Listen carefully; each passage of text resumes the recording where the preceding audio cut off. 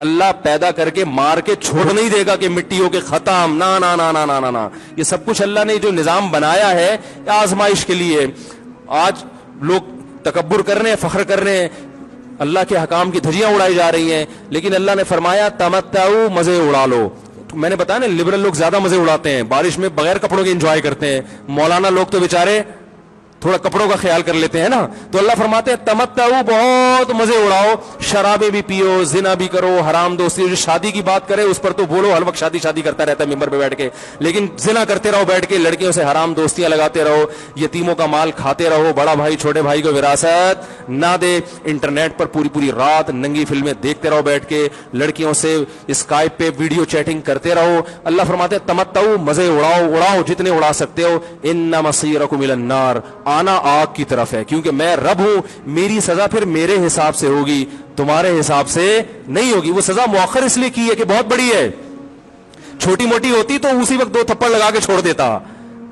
یہ تاخیر اس لیے کی ہے کہ مہلت دے رہا ہے، مہلت، اب توبہ کر لو، اب توبہ کر لو، اب توبہ کر لو. نہیں کی تو اللہ فرماتے ہیں موت کا جب وقت آئے گا، پوری دنیا کی دولت بھی اگر دے گا تو میں تیری جان نہیں چھوڑوں گا. کلا انہا کلمۃ ہوا قائلھا، فرمایا اس سے پہلے توبہ کے 2 آنسو بہاتا.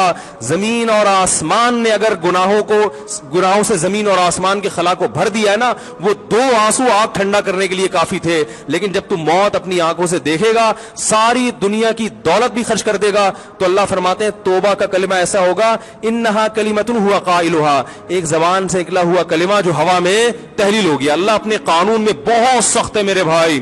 فرعون ساری زندگی نافرمانی کرتا رہا، جب پہلا غوطہ کھایا ہے توبہ کی نا اس نے، اور کیسی پرفیکٹ توبہ کی. کہنے لگا آمنت انہ لا الہ الا الذی آمنت بہ بنو اسرائیل، یہ نہیں کہ میں اللہ پر ایمان لایا، کیونکہ اللہ کے مفہوم میں فرق ہو سکتا ہے اپنے آپ کو اللہ کہہ رہا ہو. پوری تشریح شرح کے ساتھ، حاشیے کے ساتھ کہہ رہا ہے کہ میں اس رب پہ ایمان لایا جو ایک غلام قوم کا رب ہے. صحیح ہے نا، میری جو بنی اسرائیل جو میرے غلام تھے نا، وہ جس کو رب مانتے ہیں میں اس پر کو رب مانا میں نے. اللہ فرماتے ہیں آل آنا، اب ایمان لا رہا ہے، وقد عصیت قبل، اس سے پہلے تو نے نافرمانی کی ہے.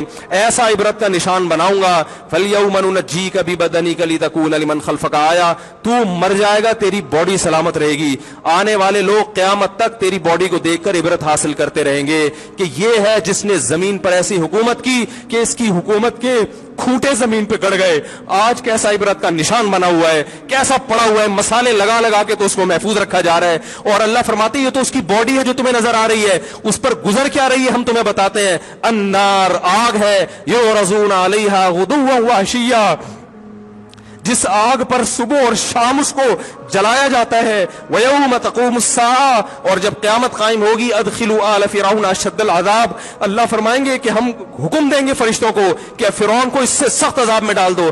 آپ کو فرعون لیٹا ہوا نظر آ رہا ہے، قرآن کہہ رہا ہے لیٹا ہوا نہیں ہے، وہ صبح اور شام آگ میں جلایا جا رہا ہے. اس کو ہزاروں سال گزر گئے، صبح بھی آگ میں جلتا ہے، شام کو بھی آگ میں جلتا ہے. اور فرمایا ابھی قیامت آنے دو، جہنم میں ہمیشہ کے لیے داخل کروں گا جو اس سے بھی زیادہ سخت ہے. وَإِذْ يَتَحَاجُّونَ فِي النَّارِ، اور فرمایا جہنم میں جانے کے بعد کیا ہوگا.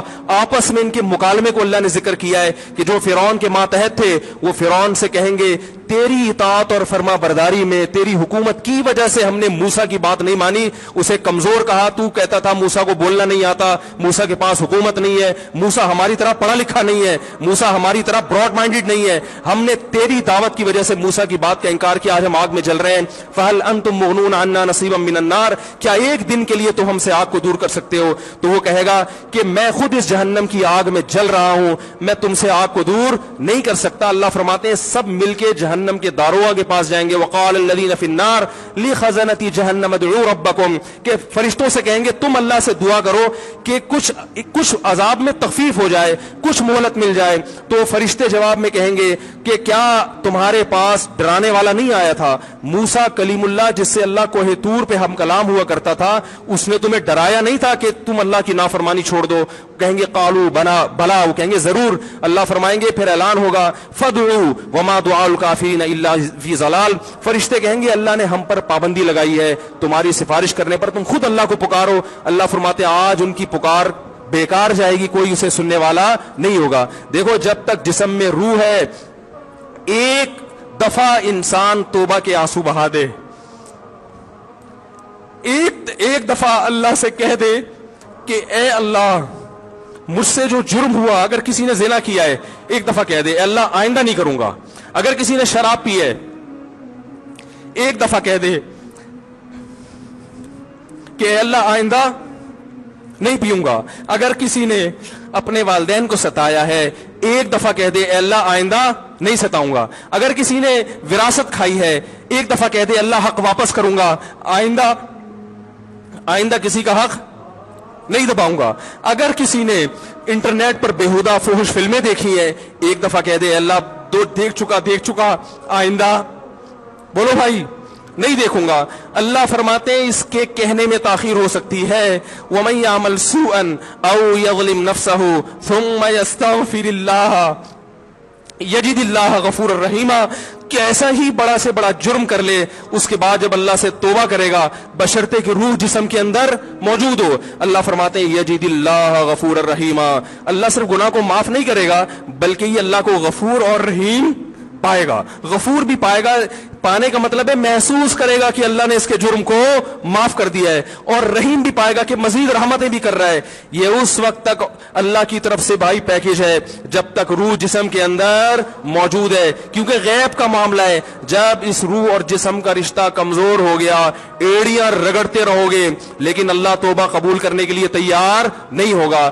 اللہ سے دعا ہے کہ اللہ ہمیں اس وقت کے آنے سے پہلے سدھرنے کی توفیق عطا فرمائے, اور اس بے حیائی کا جو طوفان ہمارے معاشرے میں پھیلا ہوا ہے اللہ اس بے حیائی کے طوفان سے ہمیں بھی اور اپنے اہل و عیال اور اپنی اولادوں کو بھی بچنے کی توفیق عطا فرمائے.